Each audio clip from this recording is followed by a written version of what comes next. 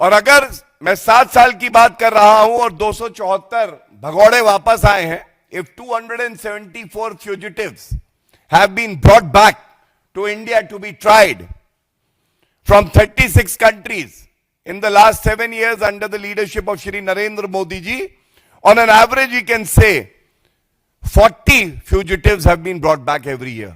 40 भगौड़े भारत वापस आए हैं, चाहे विश्व के किसी भी कोने में छुपे हो, उनको ढूंढ के पकड़कर वापस लाया गया है। जो कानून है उसके तहत आपका मुकदमा चलेगा। यह है नरेंद्र मोदी जी की ताकत। Now contrast this. अब आपको उत्तर मिलेगा कि पार्लियामेंट क्यों नहीं चलनी चाहिए, राहुल गांधी चाहते हैं। क्योंकि ये आंकड़े जब संसद के पटल पर आएंगे तो जनता तो सवाल पूछेगी ना। मोदी जी की इच्छा शक्ति कांग्रेस पार्टी की सरकार में क्यों नहीं दिखाई देती थी? तो 2004 से 2013 का आंकड़ा यह है, ऑन एन एवरेज, औसतन 4 भगौड़े वापस आते थे हर साल, 4। तो अगर देखिए 10 साल तो 40। कहा 40 भगौड़े जो हैं, जो अपराधी हैं, वो 1 साल में वापस आते हैं। दूसरी तरफ 10 साल में 40 वापस आते हैं, 10x। तो ये क्या दर्शाता है? ये दिखाता है कैसे भारत मजबूत हुआ है, भारत की कानून व्यवस्था मजबूत हुई है। और अभी मैं आपको बताऊंगा कि ये कैसे संभव है और आम आदमी भारत का इससे कैसे लाभान्वित हुआ है। मन में एक प्रश्न आता है और इसको जो है मैं जरूर आपके बीच में रखना चाहूंगा। ये जो फ्यूजिटिव्स हैं, इन्होंने क्या क्राइम, क्या अपराध किया था? तो ये सब संगीन अपराध करने वाले व्यक्ति हैं। यौन अपराध, दुष्कर्म और पॉक्सो, बच्चों के खिलाफ जो अपराध किया, ऐसे 53 लोग हैं जिन पे मुकदमे चल रहे हैं, जो वापस आएंगे। बहुत ही गंभीर अपराध। गैंगस्टर, संगठित अपराध करने वाले 42 हैं। मानव तस्करी और अपहरण करने वाले 18 हैं। आतंकवादी, राष्ट्र विरोधी गतिविधियों में जो लिप्त हैं, वो 17 हैं। Terrorist have been brought back. Nobody can look at India with an evil eye. मादक पदार्थ, एनडीपीएस, ड्रग्स, तस्करी, ये 16 हैं।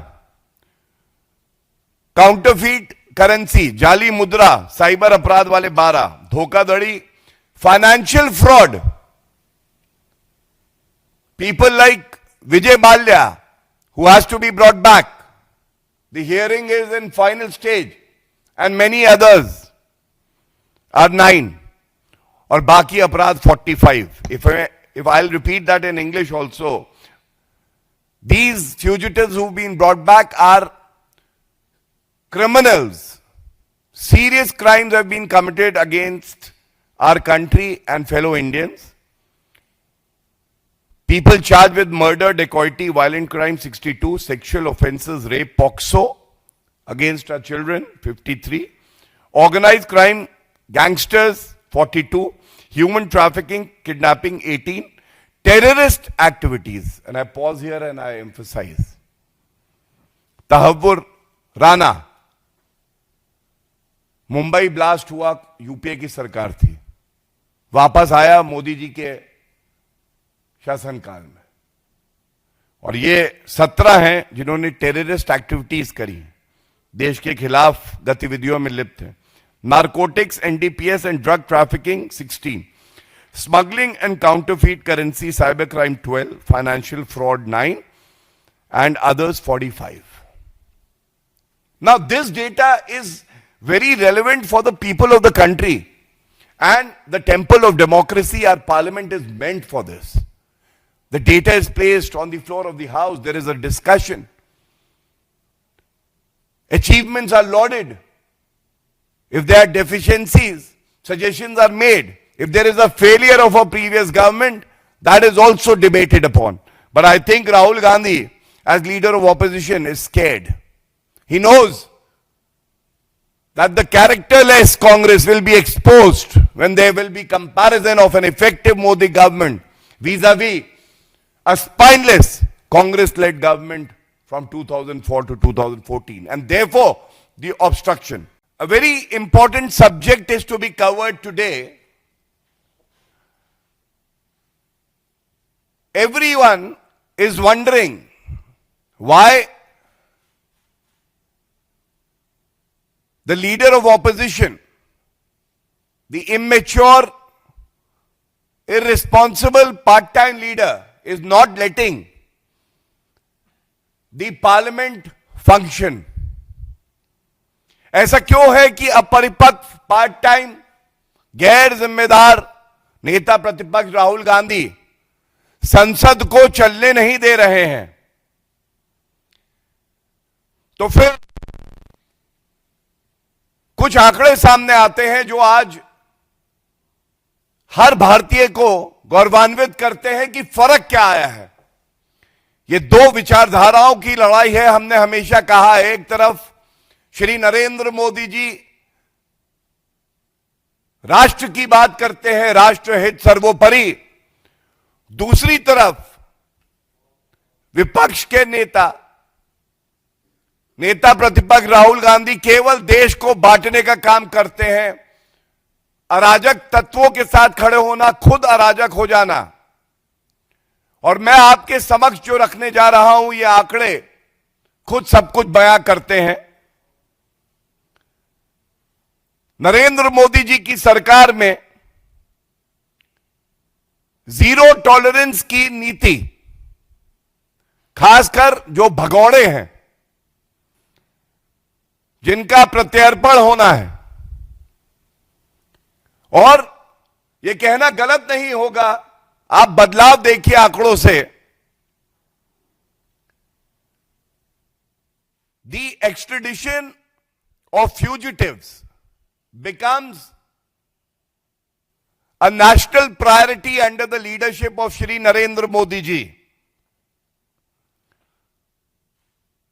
Just to place a fact, एक तथ्य ऐसा जो सत्य 2019 से 2026 274 वो भगौड़े हैं जो भारत वापस लाए गए हैं। 274 ये 36 देशों से वापस आए हैं। मैं शुरुआत करूं, दो मुख्य बिंदु हैं। उससे पहले आज हर भारतीय के लिए गौरव का पल है, गौरव का क्षण है, क्योंकि आज ही 7 साल पहले 5 अगस्त को 2019 अनुच्छेद 370 को उखाड़ के फेंक दिया गया था, जो कि हमारे संविधान में लिखा था। और यह ऐतिहासिक कार्य किसी ने किया था तो वो देश के यशस्वी प्रधानमंत्री श्री नरेंद्र मोदी जी थे।